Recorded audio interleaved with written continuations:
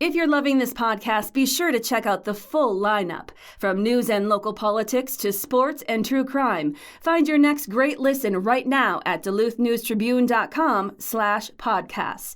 That's DuluthNewsTribune.com/podcasts. Hello, Northlanders. It's Wednesday, July 17th. I'm Wyatt Buckner with the Duluth News Tribune Minute, presented by Minnesota Power Employees Credit Union. The average MPECU member saves over $785 a year in better rates and lower fees. And with MPECU, every ATM is your ATM. With their free checking program, you get ATM fee reimbursements at any ATM anywhere in the U.S. Check out Minnesota Power Employees Credit Union's services online at mpecu.com or visit their offices in downtown Duluth, Arrowhead Road, or Miller Trunk Highway. Now here's a look at today's headlines.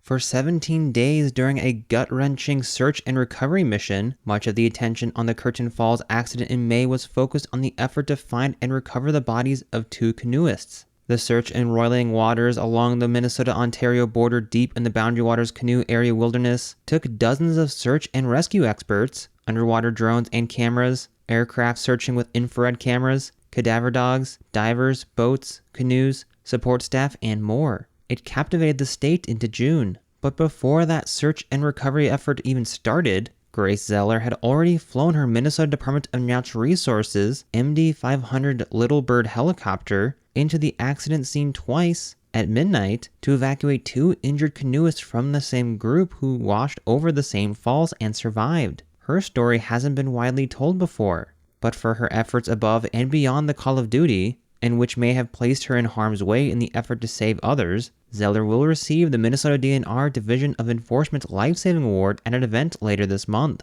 Zeller, 35, a natural resources pilot for the DNR's Enforcement Aviation Division, is based in Brainerd and usually earns her paycheck by flying the helicopter to conduct aerial wildlife surveys, stock fish in remote lakes, shuttle biologists into remote areas to conduct research, and sometimes locate and fight wildfires if needed. But on the night of May 18th, Zeller received a call on her day off from her boss, DNR Enforcement Aviation Leader Jake Willis, to see if she was able and willing to fly. Information was still sketchy, but it was clear something bad had happened in a remote part of the BWCAW, and there were no other aircraft available in the region capable of getting to and landing at that location.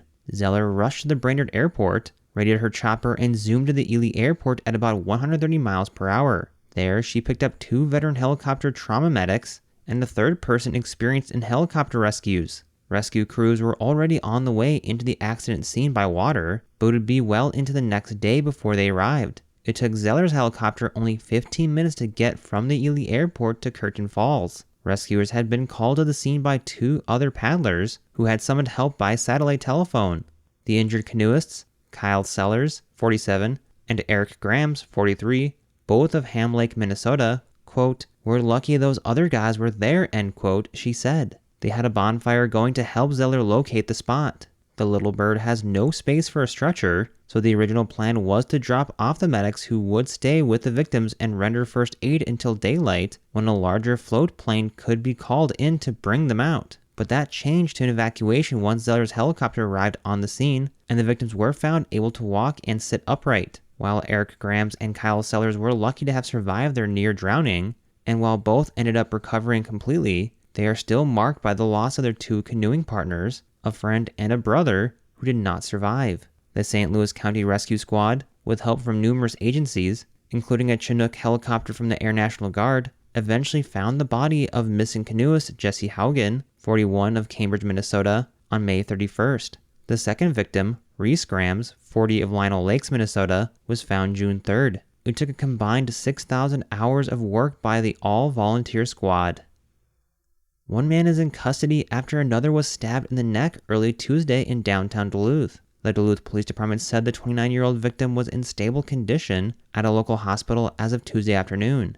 He had been found on the 200 block of East Superior Street after the stabbing was reported around 3:45 a.m. A 30-year-old suspect was later arrested on a preliminary charge of first-degree assault and was being held at the St. Louis County Jail. The News Tribune generally does not identify suspects until they are formally charged. Police said the men were hanging out before the suspect stabbed the victim in the neck and fled the scene on foot. The events leading up to the assault remained under investigation. Alan Sparhawk, the Duluth musician internationally acclaimed as a core member of the band Low, has announced the upcoming release of his debut solo album, White Rose's My God, will be released September 27th on Sub Pop Records. An initial song, Can You Hear, was released Tuesday with an accompanying video. A news release describes White Rose's My God as, quote, a record born from grief, end quote, but adds that, quote, it would be reductive, even foolish, to see grief as the sole source or the final limit of this taut, brilliant, provocative, thrilling album, whose bold experimentation is powered by profound lyrics and propulsive beats, end quote. The grief is on behalf of Mimi Parker, Sparhawk's longtime spouse and bandmate, who died due to cancer in 2022. Sparhawk has remained musically active, a familiar face on Duluth stages. In recent weeks alone, he joined both Paul Metza and Trampled by Turtles at Bayfront Festival Park. Last year, Sparhawk began performing new material, first locally and then on tour. He's been backed by Duluth musicians including Dave Carroll of Trampled by Turtles, Owen Mann of New Salty Dog, and Cyrus Sparhawk, son of Sparhawk and Parker. When Sparhawk performed the new songs in November at a festival in the Netherlands, The Guardian reported that many attendees were in tears at the, quote, beautiful, obliterating new songs, end quote. White Rose's My God was recorded in Duluth at 20 Below Studios, co-produced by Sparhawk and Nat Harvey. Can You Hear continues the adventurous turn that won critical acclaim for Low's recent albums, Double Negative and Hey What. Sparhawk's lead vocal is distorted to the edge of intelligibility, leaving the listener straining for meaning. The news release emphasizes that Sparhawk has been musically adventurous throughout his 3-decade career, both in Low and in various side projects. Recently, those projects have included the bands Damien and Derecho, both of which have made numerous local appearances, with Derecho booked to play the deck of the William A. Irvin ship on August 8th. Now here's a look at your forecast, brought from the News Tribune's Northlandia podcast. Good morning. The Duluth forecast for today, mostly sunny and cool with a high temperature in the low 70s, northerly winds around 10 to 15 miles an hour. Clear and cool tonight with temps dropping to near 50. Some 40s are going to be likely away from the lake. And then for tomorrow, sunny with a high in the mid to upper 70s. The rest of the week into the weekend will bring a chance of some widely scattered showers by Saturday and temperatures gradually warming. I'm Storm Tracker meteorologist John Wheeler. Thank you to the Northlandia podcast for their support. The bi-weekly podcast explores curious and unique stories here in the Northland.